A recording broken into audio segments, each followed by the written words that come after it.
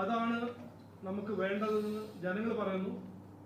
അതിനുവേണ്ടി ഒരു പ്രധാനപ്പെട്ട ഒരു ഫാക്ടർ അല്ലെങ്കിൽ ഒരു ഇക്വേഷനാണ് നിക്ഷേപം.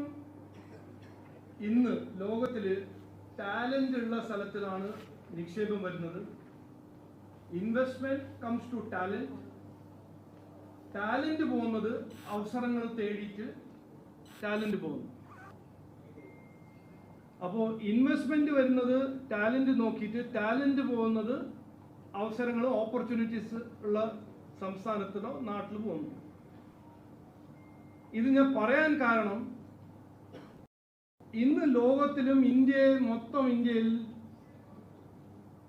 വേറെ വേറെ സ്റ്റേറ്റ്സ് കോമ്പീറ്റ് ചെയ്യുമ്പോൾ, ഇൻവെസ്റ്റ്മെന്റ് വേണ്ടി കമ്പീറ്റ് ചെയ്യുമ്പോൾ, അവരുടെ ലോക്കൽ ഇക്കോണമീസിനെ എഫിഷ്യൻ്റ് ആക്കുമ്പോൾ, അവിടെ അവസരങ്ങൾ സൃഷ്ടിക്കുമ്പോൾ, കേരളം മാത്രം ഇന്നും ആ പഴയ തകർന്ന ഒരു രാഷ്ട്രീയം, പണിമുടക്ക്, ഇതിൻ്റെ മെസ്സേജ് എന്താണ്? ഇവിടെ നിക്ഷേപം വരില്ല, ഇവിടെ തൊഴിലവസരങ്ങൾ സൃഷ്ടിക്കില്ല.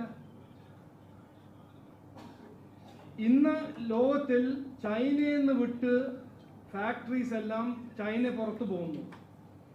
വലിയ വലിയ ഫാക്ടറീസ് ഇന്ത്യയിൽ വരുന്നു. ഇന്ത്യയിൽ ഉത്തർപ്രദേശാണോ, തമിഴ്നാടാണോ, കർണാടകയാണോ, തെലങ്കാനയാണോ, ആന്ധ്രയാണോ ഈ ഇൻവെസ്റ്റ്മെന്റിന് വേണ്ടി അവർ കമ്പീറ്റ് ചെയ്യുന്നു.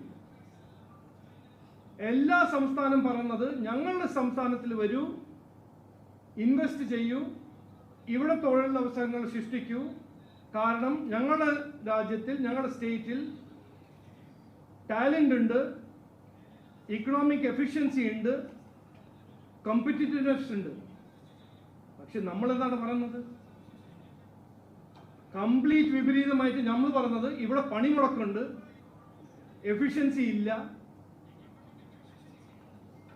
പാർട്ടി സമരത്തിൻ്റെ എതിരെയല്ല, ട്രേഡ് യൂണിയനിസമിൻ്റെ എതിരെയല്ല. പക്ഷേ ഒരു വികസിത നാട് സൃഷ്ടിക്കാൻ പോവുകയാണെങ്കിൽ നമുക്ക് മനസ്സിലാക്കേണ്ടത്, ഇവിടുത്തെ കുട്ടികൾക്ക് അവസരങ്ങൾ സൃഷ്ടിക്കാൻ പുറത്തുനിന്ന് ഇൻവെസ്റ്റ്മെന്റ് കൊണ്ടുവരണം.